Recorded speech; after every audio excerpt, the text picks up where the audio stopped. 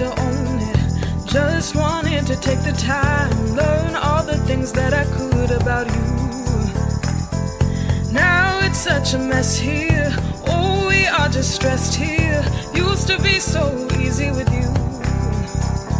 Thank you for coming on the show today. Thank you for having me. So this is crazy. I heard in Fresno County, we've never had this many seats open before for judge.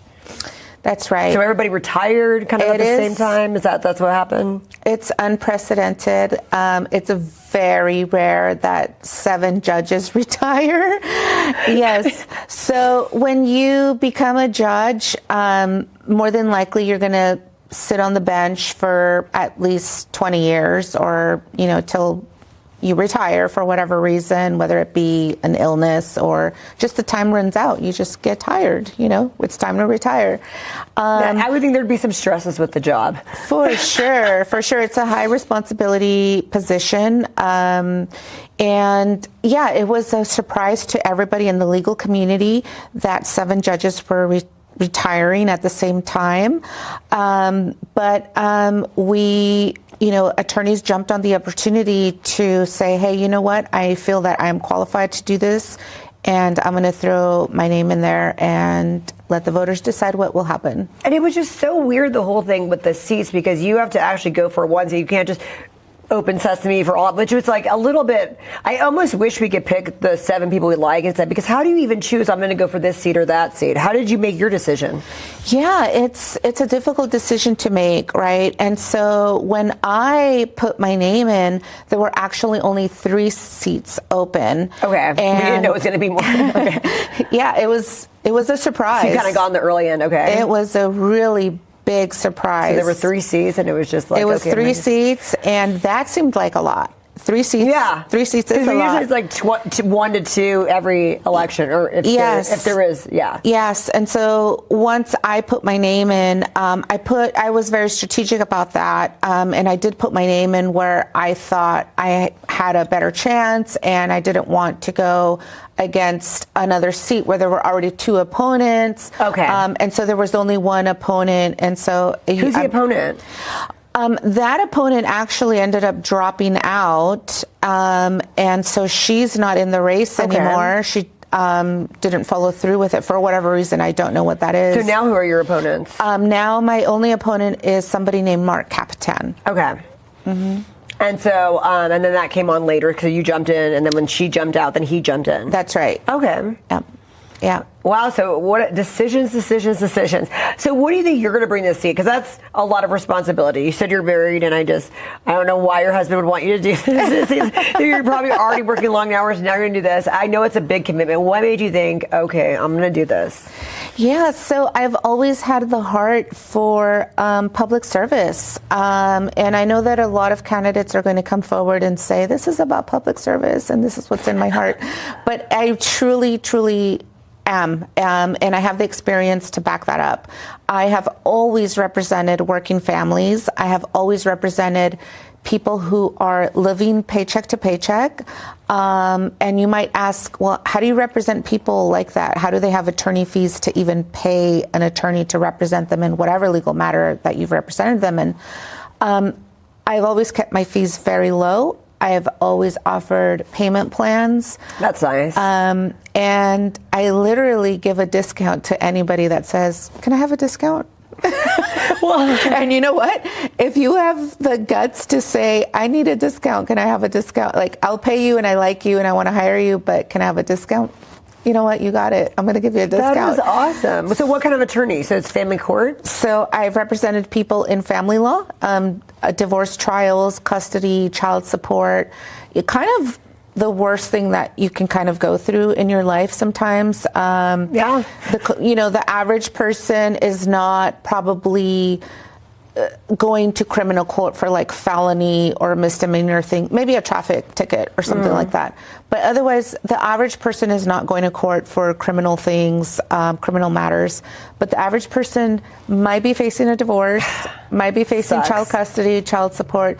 And And it literally is a person in crisis. It's people going through part of the worst time in their life, and the last thing they need to worry about is, how the heck am I going to pay my attorney, and who do I choose, and what do I do next? And so I've always taken that into account, and I've always tried to make it just as easy as possible. How long have you been doing this? Almost 16 years. Okay. September will be 16 years. Where did you graduate from?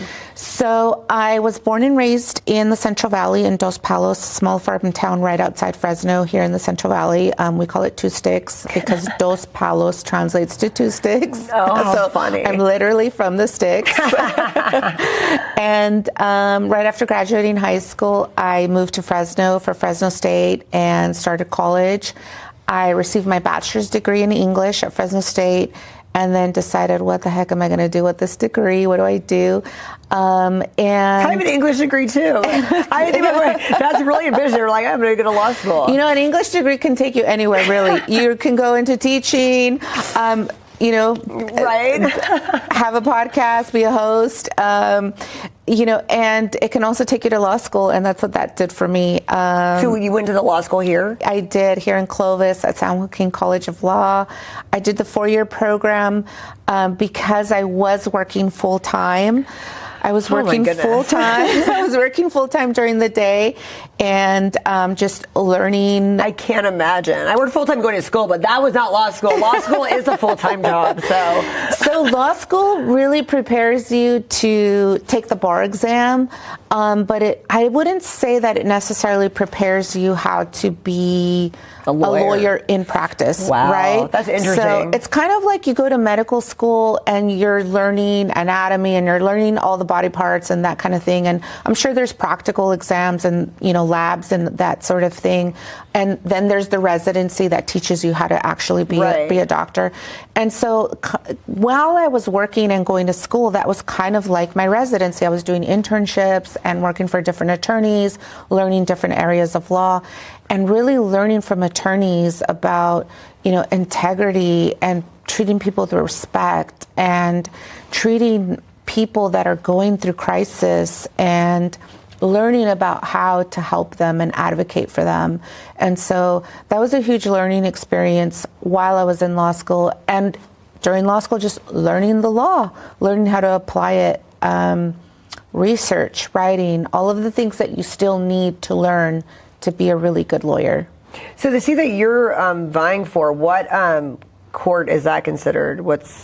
So it's for the county, for Fresno Superior Court, which covers the county of Fresno. And so if you get a traffic ticket, say in Reedley or Orange Cove or Sanger, you're going to be heard in Fresno County Superior Court. So it's not going to be the family court area that you're going to go into? Well, so there are different departments in the entire court system. There's a civil, there's juvenile court, there's misdemeanor, felony court, there's family law, there's civil, small claims court. So there's all these different departments within the same court system. And so you get elected as a judge, and once you're on the job, then you get assigned to a certain department, and that is really up to the court. Okay, so to then decide where they'll place you. Mm-hmm. Wow, so it's really like you don't even know what you're. Wow, it's really cool. Okay, so you could end up in family court, is what you're saying? I could, but probably because I've been practicing family law, I might be not placed there immediately. Really? Because they just don't want you to have a conflict of interest, because if I just had a divorce trial last week and I get appointed to the court next week, they don't want me to be assigned to a court. And that actually happens in smaller towns. Fresno's actually a big town compared to a lot of towns. It's not just a big city, it's a huge county. It's a very, very wide county. And so the likelihood of that happening is probably not high, but just to not take that chance, typically, when a judge gets appointed either by the governor or by the voters, you get placed in an area where you maybe haven't practiced. A little gray area for a little bit, but then you might end up in family court later. End up later, I hope so, because I really don't like the judge that they have right now in family court. Well, they have several, and I'm not going to ask you name names, but... So, I've known people to get, really... not a fair judgment in that. So, not me. I've never been in family court, thank God. Good. It can be very traumatic. But I did get a speeding ticket yesterday, so I will be in traffic court. Oh no. Well, so what are your peers like? Are they rooting for you? What's been the response so far about you running? Sure. So I've practiced in all different areas of law. So I've practiced in bankruptcy, I've practiced in disability, I've practiced in family law. More recently, I've practiced elder law, where I've represented seniors over the age of 60 and helped them plan for the future, wills, power of attorney, advanced healthcare directives, elder abuse restraining orders, eviction defense. So I'm kind of, really well-rounded in different areas of law. But the longest area I've practiced is probably bankruptcy, and I've been endorsed by my peers. Most of them. That is awesome. Yes, and so when I was deep in bankruptcy law, I would go to court, and it was really, really funny. The attorneys there would call me the bankruptcy queen, because they were just like, "You're the queen." At that time, there were not a lot of female bankruptcy attorneys, and it makes sense. That's cool. Yeah, it was very male attorney dominated, and there were many times when I would step into court and I was the only female attorney there, and so it was kind of funny. They would call me the bankruptcy queen because I was literally the only woman there that day. Not that there aren't other female bankruptcy attorneys, but a lot of them have endorsed me and said I have their full support. That's really cool, because you want the support of the people you're going to be working with, and essentially I like that. That's really cool. Yes. It's a great feeling to know that that I have mutual respect, that I've earned their trust, that we respect each other, and they're rooting for me. So yeah. And probably a lot of the businesses that did go bankrupt or that have successful businesses now and hopefully are endorsing you as well. Yeah, because that does happen. People turn around. Of course, and I've, a lot of former clients have reached out to me, and just out canvassing and reaching out to voters. They've looked at me and they said, "You were my lawyer. You represented me 10 years ago or 15 years ago. I'm definitely going to vote for you. I've seen your signs, and I was so excited to see you were running. You should be a judge. You treated me so well. You took care of me." All those discounts paid off finally, I hope, right? I probably part of it, but also I hope that it was just the integrity that I showed. Oh, it has to be. If they didn't like you, they would not be supporting you. They must really like you, which is great. Yeah, it's a great feeling to have the support of people that I've represented and helped, because that has been the entire purpose of my career, is making sure that the people I represent, their rights were exercised, and they were represented well, and we did a good job for them. So. Oh, that's great. So are you having any fundraisers? How does this all work? Yeah, so we just wrapped a couple of fundraisers. We've got some coming into the works, and those will be announced on my website. Perfect. So what's the website? It is nunezforjudge.com. Nunezforjudge.com. And then on your social media, are you pretty active?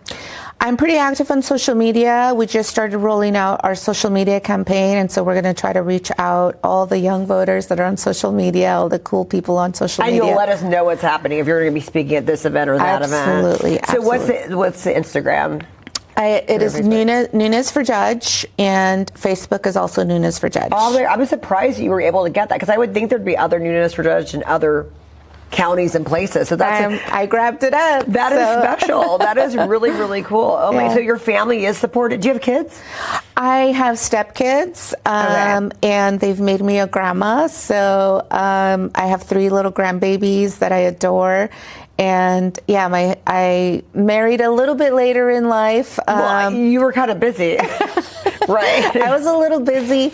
I married correctly. I have a great relationship. My husband is super supportive. He's actually out hanging signs for me right now. That is awesome. No, I love to hear that when the men are supportive of their... He's very supportive. We're really proud of me, and that means the world to me. But yes, he blessed me with an amazing stepson and daughter-in-law, Anthony and Lucy, and our grandkids, Bryn, Tessa, and Vivian, and they're just 3 beautiful little girls that I adore.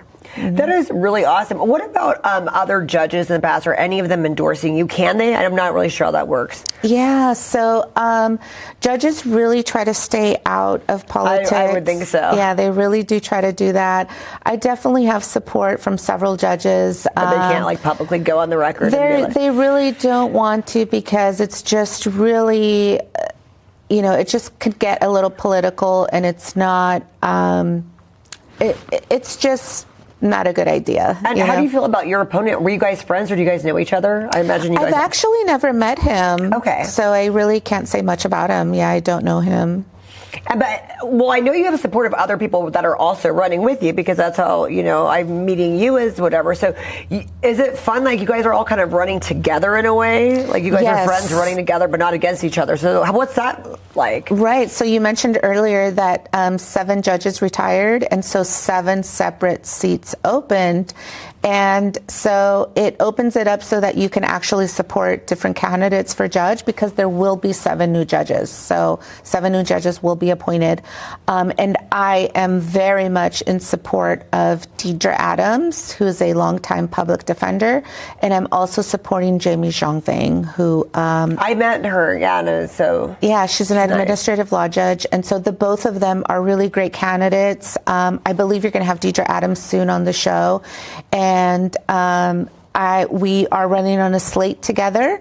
And do you guys have fundraisers together? We do. We have fundraisers and events together. Well, I would like that, because, like I said, we have to learn how to like 7 seats that people we like. So I would like to have a one-stop shop where I can kind of see all you and ask you all questions, instead of like, you know what I mean? Because we can go to like 7 different things all the time. So I definitely keep us in the loop about when you guys are going to have stuff, so we can go and support. Absolutely, that would be really great. Yeah, we're definitely working with each other, helping each other spread the word. And it's a little confusing, because I can say, here's my flyer, and here's Deidre's, and here's Jamie's, and they're like, wait, I thought you were right. Why are you supporting? You're really nice to help them. No, we're all in different seats. You can vote for all 3 of us. So it's really kind of fantastic, in my opinion. I know you guys can never do it, but it'd be so fun to have like a reality show of like all these women genders are like friends and everything. I mean, I don't think that could ever legally happen. That would be too weird, but that would be fun. Well, I think that judges are friends and attorneys are friends, and believe it or not, I'm friends with people that I've been opposed to. It's one thing to be zealous and work hard for your client and advocate for them in court, and then as soon as you step out of court, guess what? You're just another human being, and you respect each other, and that's all it is. This is not like enemy making or anything like that. This is all of us. We have ambition, and we have a desire to serve the public, and it is really up to the voters to decide who they believe is the best candidate, and it has nothing to do with I don't like this person or I don't like that person. Well, I'm sure you've had some bad experience. Was it an experience that you witnessed with a judge that you're like, oh, I'm not going to be like that? Do you have a story like that? Of course. Tell us what and not a fun story. How much time do we have? No, there are definitely judges where you walk in maybe 5 or 10 minutes late because you were in another department representing someone else. Oh, that's got to be, I've seen that where you... Yeah, you're really running from department to department. You're running down the hall. And, part of that is really time management and organizing and being respectful and letting each department know, hey, I'm going to be in department 50. So I might not make it to department 30 or, whatever department you're going to be in. I might not be there right on time because I'm going to be over here first. But sometimes judges get a little like, well, why did you go over there first? Why didn't you come here first and tell them you're going to be late over there? So you just kind of try to manage that and navigate it, and you make the best choice for your client.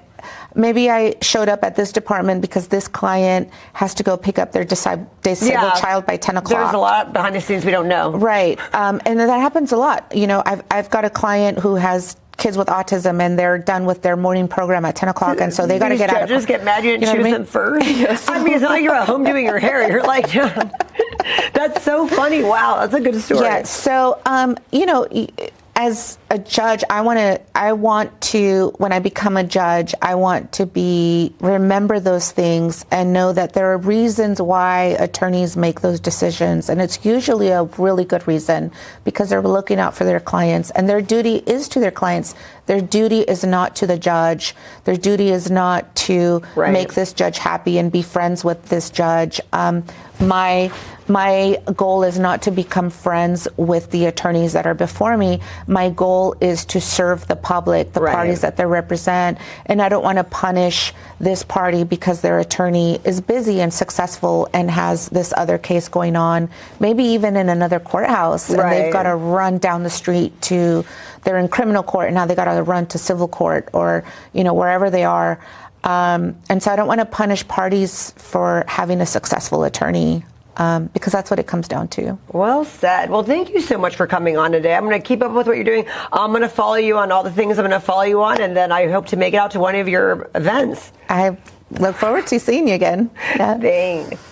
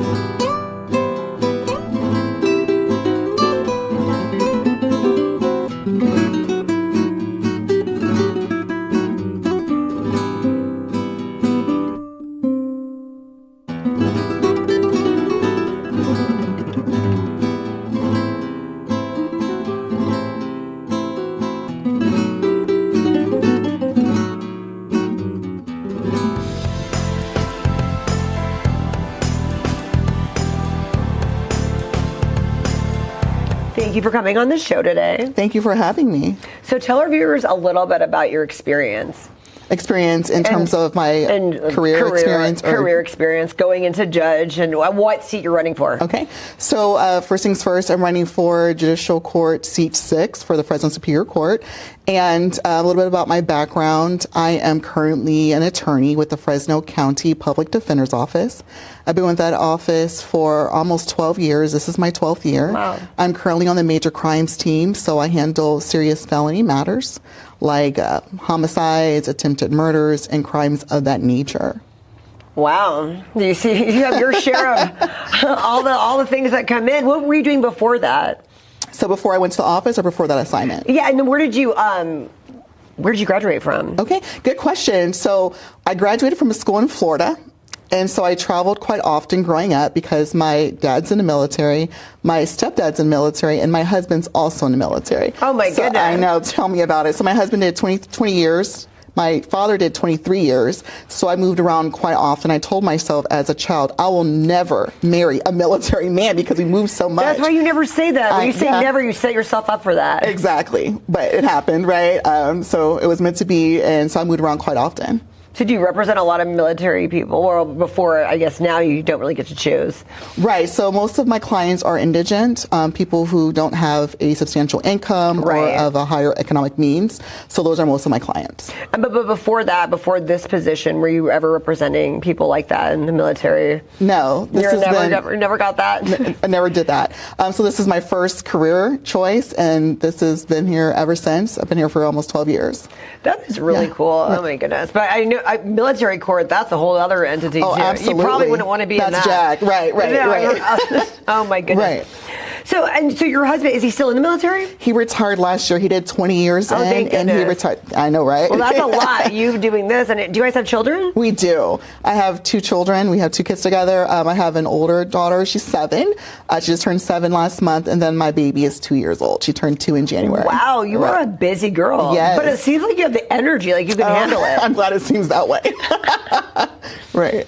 So he's really supportive of you running because He is, absolutely. And you know what's odd? So when I first put my name in, a lot of people were like, well, what does your husband think? And I couldn't understand that question. But now I realize it is so time consuming. Like, I feel like I'm rarely home. I'm always at events or speaking at events and so forth. And of course, I'm still working full time. So now I know why they asked that question, right? Like, what does he think? Is he supportive and so forth? But he's 100% supportive. Oh, wow. Oh my gosh. No, that's really cool. So when you decided for this seat, and I think it's so strange, I had asked earlier your friend about like why she chose this seat. So why did you choose this particular seat to run for? So I'll tell you this, being a politician, running for any position was never in my bingo card, okay?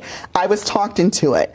And so my mentors had called me and I said, absolutely not. I don't have the time and I don't have the money. And they just kept talking to me and other people kept trying to, you know, encourage me to put my name in. And I said, fine, what seats are available? And they said, why don't you do seat 6? And I said, fine. And that was it? You didn't even know the opponents? You didn't know anything? That was it. That was it. That is really funny. Right, right. But you do seem kind of like you'd be a judge, so I could see why people would say that about you. I appreciate that. It was definitely a compliment, right? That people saw more in me than I saw in myself initially. But then after, you know, I started thinking about it, I'm like, you know what? I will be ideal for this position, right? I wholeheartedly know for a fact I could be fair and impartial. I'm doing that now with my current cases when I have because you have to be. Absolutely. Yeah. When you have a case, you know, I don't approach it with a certain agenda. I, you know, put my hat on as if I'm a prosecutor, as if I'm a judge, as if I'm a defense attorney, which I am, but I decide, you know, how I believe the case is going to go so that I can aid my client to making a right decision. Right, because you know sometimes representing guilty people, and you're like, I'm just going to do this fairly of what gives them the best trial and not. Absolutely, right. And sometimes it's not about people just trying to get off. A lot of people think, you know, public defenders or defense attorneys are just trying to get their clients off. No, we believe in accountability, at least I do, right? I believe in accountability, but I also believe in fairness. And I want to make sure that whatever my client's agenda is, like if they're saying, hey, I'm looking to do X amount of Z time, then I want to make sure that the time fits whatever they're accused of. Does that make sense? No, that totally makes sense. Right. I definitely feel for you guys of what you do, because that's got to be really hard. Oh, absolutely. So that's why as a judge, you'd be like, well, I'm doing this now, and I'm already looking at things from that lens. Exactly. And it gives me a well-balanced perspective as a judge. How do you think you're going to be different than other? I asked her too. I said, well, what was some bad experience you had with other judges where you're like, I'm not going to be like that? So what's your bad experience? I've had experiences where judges lack judicial temperament. So one of the key components of being a judge is being even temperament, right? Or having an even temperament. And I've seen so many judges just fly off the handle, just like hot and cold. And I said, I'm not going to be that kind of judge. I don't want people, you know, court's stressful as it is from all different perspectives, from the attorney's perspective and from the client's perspective or defendant's perspective as well. And you don't want an extra layer to be added on to that. For instance, a judge who's hot-tempered and so forth. So I always told myself I would never be that kind of judge. So you just keep it all? Absolutely. I'm doing it now, right? And like I told people, you know, I've been a public defender for almost 12 years. You have to have very, very thick skin to be a public defender or a defense attorney for that matter. And I have exactly that. And I still treat it with grace. I've got clients that are very disrespectful. But sometimes I think it's just misplaced anger, right? And so I know it's not really directed towards me, but I'm the person who's closest to them at the time, right? Especially if they're in custody. So it happens, but you have to keep, you know, your grace. You have to keep your sanity, and you have to keep your professionalism. Do you ever worry about your safety? That is a good question.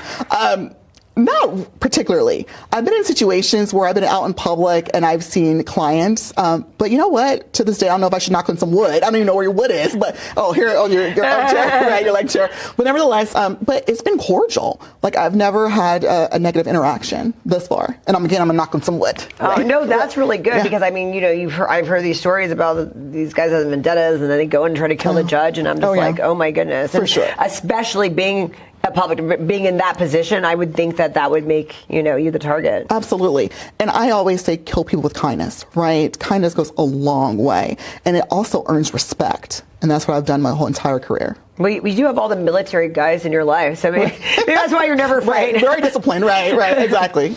Oh my goodness. And is that like something you kind of bring into your life because you have had these guys in your life? Do you think that they've kind of mentored you or made you kind of who you are? Absolutely. I think that balance is what they gave me, right? That dedication to service, because that's what it is. My whole life has been around people who are disciplined and who have served in the community and served essentially everybody, right? So that's where I got that from. So you see things more in like, it's this or that. There's not a lot of excuses, I feel like, in your world. Absolutely. Right.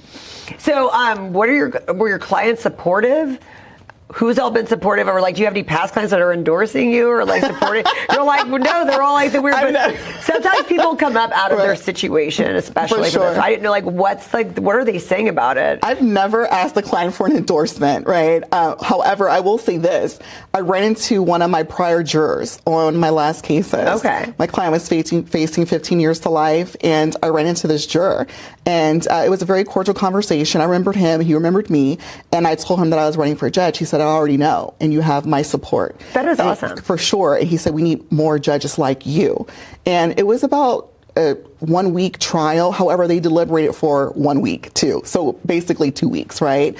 And so this past juror introduced me to his father, and his father also said, you have our support. And so with that being said, I've encountered past people that I've encountered through the court system that are in support of me. So they're in the system, they're not necessarily, well, have you ever gotten was anybody like innocent that they were thinking was guilty that you did get off, that you did find was innocent, and that you did prove was innocent? Any of your ones? That was the most recent trial I was just referencing. So really? I wholeheartedly believe in my client's innocence. And what I did was I hired some experts to support the notion that I believed he was innocent, right? To kind of counter some of the alleged evidence. And he was found not guilty. That is so awesome. Doesn't that feel rewarding? Oh, absolutely. Because if they would have had somebody else, they could be in for sure. Forever. I actually cried when, and I try to hold my emotions in. That's cry-worthy. Like I said before, saving a life, that's cry-worthy. Absolutely. He's an 18-year-old kid, and they announced the verdict, and like I said before, it was a 1 week deliberation, literally, from Monday to Friday, so like a workday week, right? And when I got the news that they had a verdict on Friday morning, I was actually off. And so my supervisor said, I'm going to stand in for you. And we had already prearranged that if the deliberation took place the following day, which is my day off, that she was going to stand in for me. But I just felt like I needed to be there for my client. And so I headed down to the courthouse, ran as fast as I could in heels, in a whole suit. And I made it just in time for the jurors for the judge to read the deliberation. But the parents are really happy. Oh, absolutely. Absolutely. And like I said before, I just couldn't contain my emotions. Normally I can, right? Because, courtroom is not a place for emotions. However, it just got the best of me and I just cried. Yeah, right. Well, and that's great too, because a lot of times people think that public defenders are not going to work that hard for you. But I have heard a lot of great ones like you that do go above and beyond. So it's really great that you have stories like that. Thank you. I appreciate that. And you know what? There's bad apples in every bunch, right? Whether it's a private attorney, whether it's a public defender. And so sometimes I encounter clients who immediately off the bat, they think, oh, you're just another public defender and so forth. Yeah, right? you guys get the bad rap. You definitely do. Absolutely. But then after their case is done, a lot of them are really thankful. They tell me, you know what, I had a bad impression from the onset because of your job title and so forth, but you changed my perspective. Wow, that's really impressive. And then it was actually another lawyer that told me to have you on my show. So I'm sure you're getting all that support as well. For sure, absolutely. So my entire office is in support. I work at the public defender's office. Lots of staff, from support staff, legal assistants to paralegals, and of course we have the attorneys and social workers and so forth. They're very supportive. And how do you think your experience, I don't know a lot about your opponents, but how do you think your experience is kind of more fit for this position than their experiences? It gives me a balanced perspective. So I've dealt with clients who've had mental health issues. I've dealt with clients who have drug addiction issues, clients who are unhoused, clients whose English is not their first language. So it That should be definitely, hard. absolutely. So it definitely gives me a balanced perspective. And so that's something like they don't, because I don't know what kind of law they're special, but it's like, that's what I'm thinking. Public defenders kind of have the edge on getting the actual courtroom and all the stuff that you're going to be doing as a judge. Right. I Are would they think public so. defenders too, or no? They're not. One So works you're the for only one. I am the only one. One works for the district attorney's office and one works for the city attorney's office. Wow, such a well-rounded group. So how tense is this? I love it because earlier your friend was saying that there's 3 of you guys that are friends and doing parties, which I think is great because, like I said, as a voter, I want to know. I'm not going to go to different things. I really get to learn. So I'd like to have a one-stop shop where I can go and ask you guys questions. Right. I mean, people that are just regular voters and don't, have a show where they can ask you the questions. Right. So is that something? When's the next event you guys are kind of all doing together? So I don't think we have one in concrete detail, planned out, right? However, we are in the works with other events and so forth, and because it's coming up, right? Mail-in ballots come out May 4th. The actual election's June 2nd. So we've been planning, or at least talking about other events to do together. And are you very accessible social media-wise, or people do say, hey, can I come to this event? Are you having something you're... Absolutely. I know you're busy. So, yeah, for sure. So I have an Instagram. I have Facebook that I manage. Instagram I also manage. And also on my business cards, I have a phone number. It's my cell phone number. People, they text me. Yeah. Are you serious? I'm serious. Even my clients, they have my cell phone number and so forth. And people reach out. I always tell people, you have any questions, comments, direct them to me. I have no staff in that regard. It goes straight to me. Well, you're the only person I know that's willing to give out their cell number and everything. It is what it is. Right. Oh my God. So what are the Instagrams and Facebooks we got to follow? So my Facebook, I believe, is Adams for Judge 2026, or either just Adams for Judge. Instagram is connected to my Facebook. And then I have my webpage, which is adamsforjudge.org, O-R-G. And so those are my social media pages and my website. Okay, what's the next event that you are having for you? So I'm planning, it's a very private event my mentor is Okay. putting together at his house. So I haven't publicly shared those details yet because he's kind of controlling the guest list and so forth. If it's at somebody's Right, house. Is there right. anything that's a little bit more open to the public, or like a platform where people can kind of ask questions? I did have an open event last month where lots of people did come, and we gave speeches and so forth, and I was able to talk to people face to face. And I did hand out those flyers. I did go canvassing. I invited some members from the public and so forth. So I haven't planned that out yet. Someone else was supposed to plan that for me, but You're good about posting when you have something that we can all come to. for sure. It was posted on social media. Yeah. Well, yeah, that seems like so much work. So what is one of the things that people stick you with when they're asking you questions about that you're hearing all the time?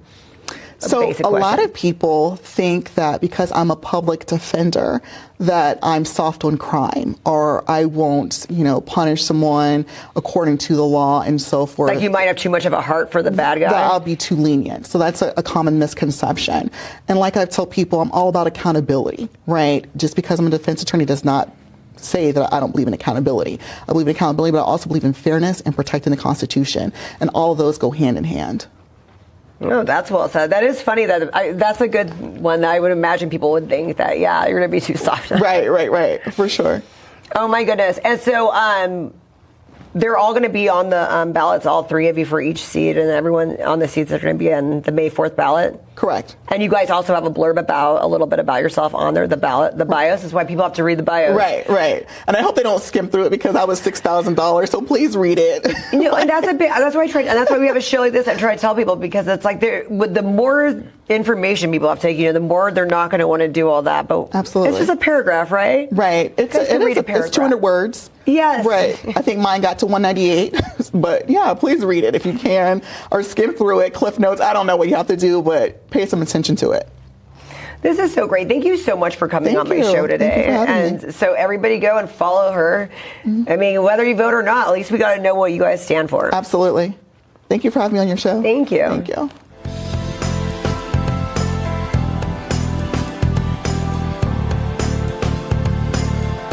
Thank you for coming on the show today. Of course. Thank you for having me. Well, you've been really busy, so I'm actually happy you made some time here. Right? You've been at one thing to the next to next. How's that going? It's going well. It's busy. On Saturday, I woke up at 3:30 in the morning from my house in Merced, drove down to Lancaster for some events, and then came back to Fresno to go to an event and then finish in Merced with an event. So yeah, it's definitely a busy time on the campaign trail right now. You are really good. But so what's your background? Yeah. What have you been doing? I'm born and raised in Merced County, Atwater, Merced area. Been there all my life other than going to school. Went to Merced College for 2 years. Then I went to George Mason University in Northern Virginia. How was that? It was definitely different. Being born and raised in Atwater, small town, kind of California kid, going out to D.C. I wanted to go out to D.C. because I was kind of in politics a little bit in Merced, worked for or interned for a state senator, interned for a county supervisor, and I was like, I kind of want to go to D.C. So going out there was definitely a lot of fun because you get to see things that you usually see on TV in person, like the president driving by, or I went to Trump's first inauguration. How fun. Just all those things you get to experience. So I enjoyed my time in D.C. and made a lot of friends and connections. And then from George Mason University, I got my bachelor's degree in public administration with a concentration in public policy. Then I went to law school in Sacramento, UOP's law school, McGeorge School of Law. And I practice, I'm a civil attorney in the city of Merced. I have my own law firm with 3 other partners. Started there as kind of an intern and legal clerk, and then when I passed the bar exam, was an associate, and then last year became a partner of the firm. So that's kind of my law practice now. And then the best thing is I'm a husband and a father, actually our first child, so I have a 17-month-old. Oh, how cute. Yeah. I love that. So it's amazing being a dad. At first you wanted a boy, and then I got a daughter and a girl, and she's definitely got me wrapped around her finger. So That is awesome. So you do seem kind of young. What made you decide that now was the time to do this? it's exactly because I'm young. My generation in California and in the Central Valley are struggling in California. They're trying to find a pathway to success, and California continues to make it harder and harder. For example, the ability to find affordable housing and realize the American dream of owning your own home, starting your own family, it's becoming more difficult because of policies that are coming out of Sacramento. Gas prices are skyrocketing, which impacts everyone. And then business industries are leaving California. So it's even more hard to find well-paying jobs here in California. And it's all because of policies that are coming out of Sacramento. And I thought now is the time to step up, speak and advocate for my generation. And then I look at my 17-month-old daughter and I think, what is California going to look like when she's my age? Very scary to think about. And to me, that's why I have to step up and represent the area and hopefully put California on a different path than where we are now. And so everybody seems like they're a big fan of you. You have so much support. You have so many endorsements by so many of my friends. Tell us about some of those endorsements. Yeah. So here in Fresno, Supervisor Magsig, Supervisor Bredefield. I also have Assemblymember Tengapa, Assemblymember Ali Macedo. In the Sanger area, I have Mayor Frank Gonzalez, Councilmember Michael Montalongo, and then kind of moving up north, Supervisor Rob Poitras, Supervisor David Rogers from Madera, and then in Merced, Supervisors Darren McDaniel are all supporters of mine throughout the Central Valley.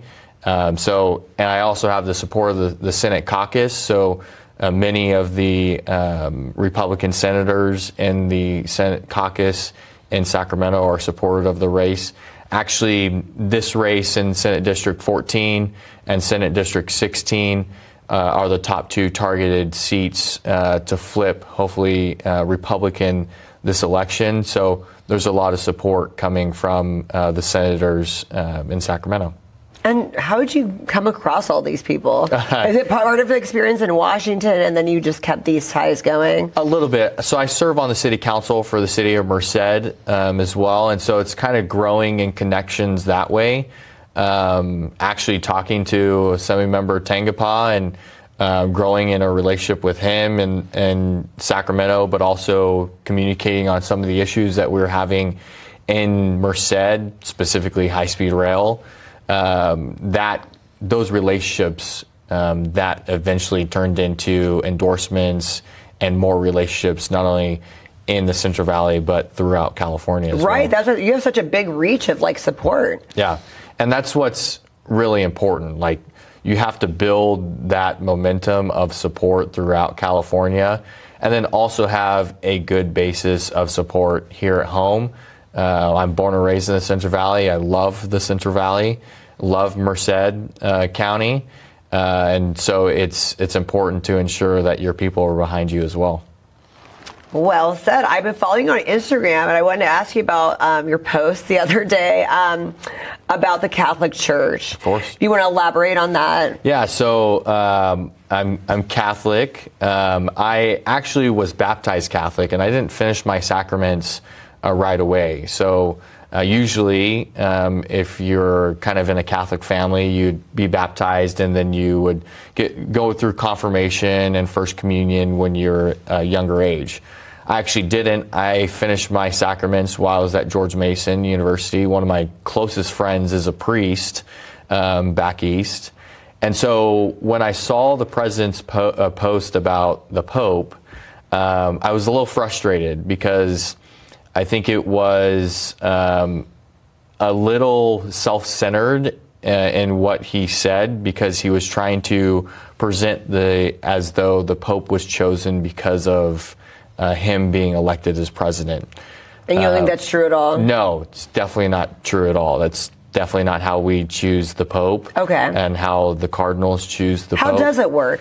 So there's a... I'm sorry, I just don't know much about that. No, it's okay.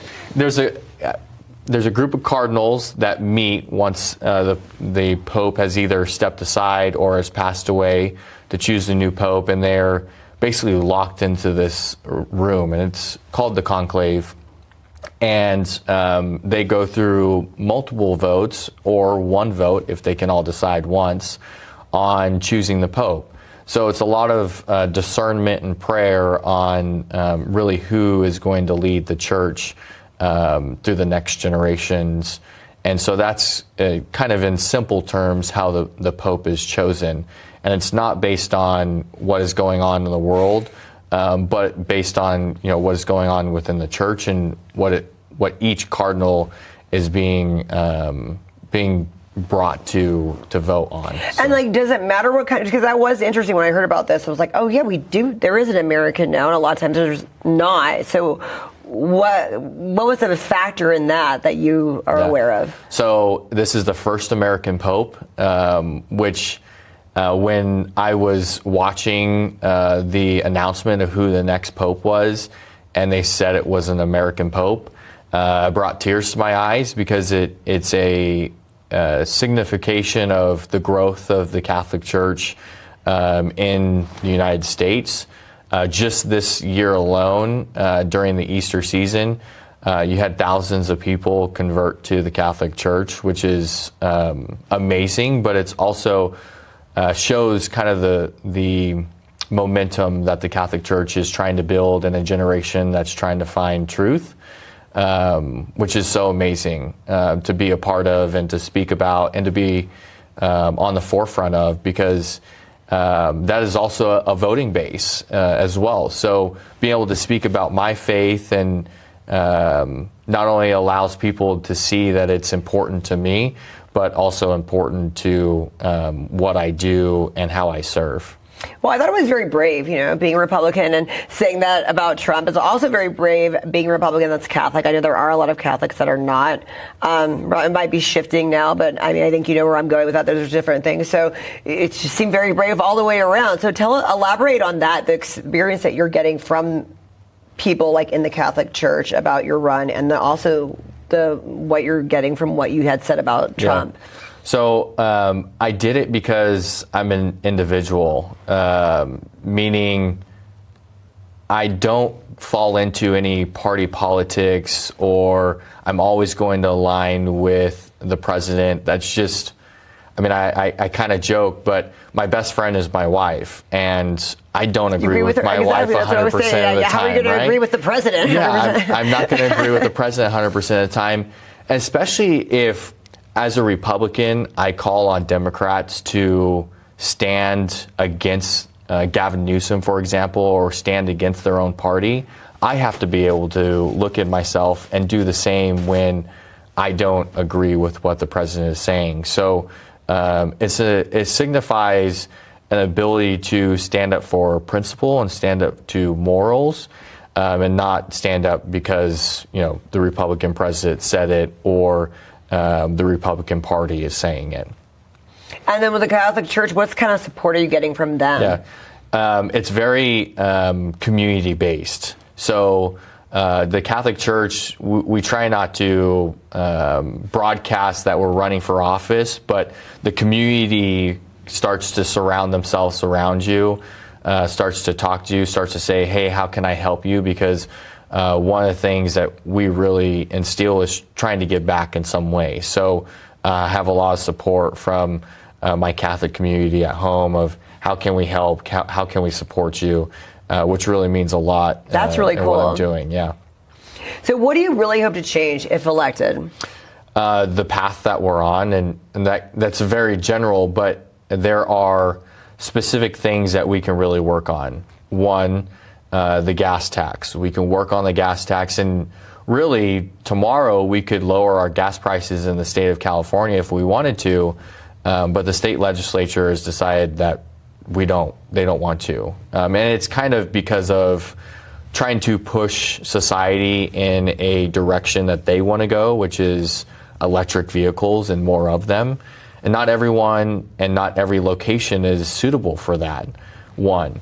Two, housing prices is huge for my generation and trying to find a house and build that family. One thing that I've specifically looked at is reforming CEQA, actually trying to get rid of CEQA in its entirety. CEQA is the California Environmental Quality Act, and it's basically red tape that developers and builders have to get through that causes housing to be more expensive from the very beginning before they even start to turn dirt. And we know that it needs to be reformed or repealed because each year the legislature will come out with new laws that exempt projects from CEQA. So we have legislatures that are just choosing projects for their buddies to be exempt from CEQA than actually taking care of the problem. And one of the biggest things in Central Valley is water. Water feeds our farms and it feeds our people here in the Central Valley and across the nation and across the world. And we have failed to really invest in infrastructure and better water management in this state. And especially during these times when we have good water. Good water years means we can store more water. We can replenish our aquifers underneath the ground, our groundwater, and then we can really start to plan for the future when we go into another drought, because it's just inevitable that there will be another drought. We haven't done that, and we haven't spent money on water infrastructure, and we haven't supported the locals in their projects to do groundwater recharge projects or do surface water projects, all of which should be supported by the state, because without food, it's a national security issue. Right, so you got these plans intact. So once you're in there, you're going to go guns a-blazing. Well, we're going to try pretty hard, and being that principled and individual person allows you to find those that are principled and hopefully can work across the party aisle to get some of these common sense policies done for California and for the next generation. Well, this is awesome. I wish you the best of luck. I think it's really great, everything that you're saying. I think everyone needs to follow you. So what are all the places we can follow you at? So I have being 30 years old and being in the generation that always had social media, I have X, or what I knew was Twitter, Instagram, Facebook. I have TikTok. I feel like a lot of Republicans feel weird about TikTok, but my generation, we all use it. So I have all the platforms. Dupont for Senate. You can find my platforms. Please follow, like, subscribe, all the above, because that's where a lot of the information comes out and where you can learn more about not only how my opponent is voting in the state legislature, but also key bills that are changing our lives That's today. what I'd really like to know about, all the things that are going on behind the scenes. So you're going to tell us everything that's happening. Yeah, I try to keep informed in the sense of, like, what are the big bills that are happening, what are really going to impact the Central Valley. So I've talked about some on my social media. And I hope to look forward to talking about more, especially once the May revised budget comes out, because there'll be a lot more to talk about.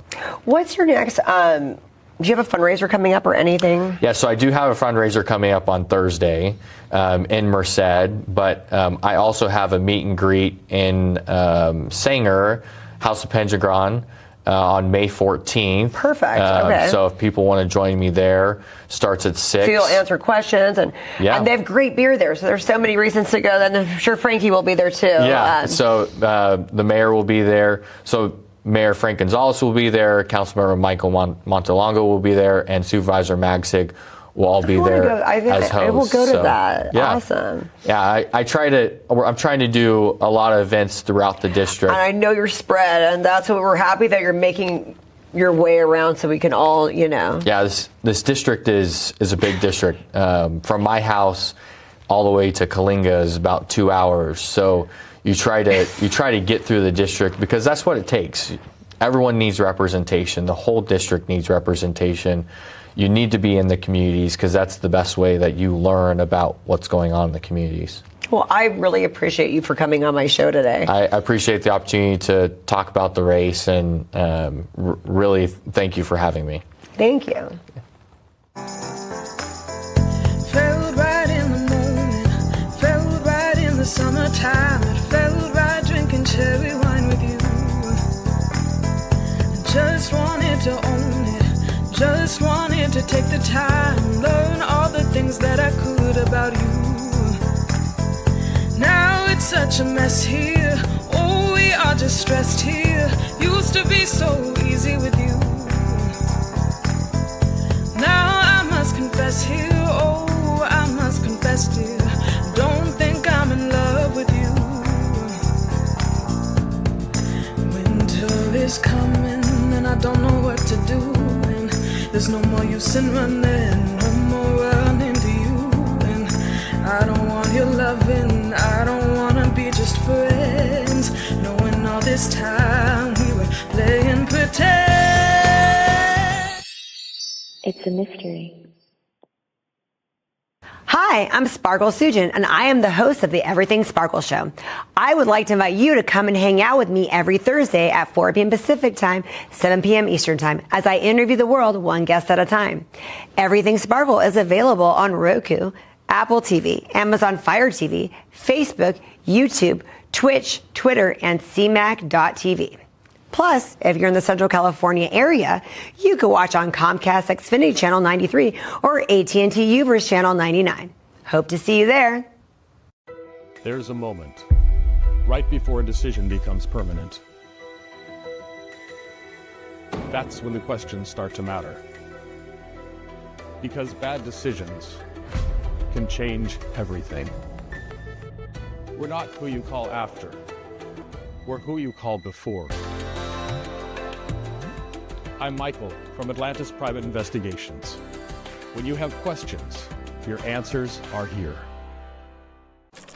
That was the scene this morning at around 11 a.m. when a man caused a violent fight at the cash register here at George's Cafe.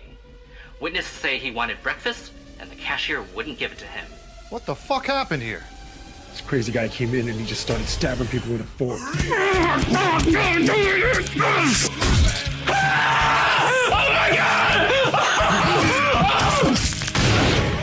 You some crazy bastard killed your brother, killed Kevin? Holy shit, I can't believe you shot that guy. Want to make some money with the destroyers? You're lucky I wasn't there. I just shot his dick off. I need to know where this guy is. I need to know where he works. I need to know where he'd hide. Your man here is trying to rob Kathy May's cafe. I'm not telling you shit. Little frosty tips. Did you do that to match your vagina? As soon as we enter the door, we should have our masks on. It's broad daylight. So we're not going to Disneyland then.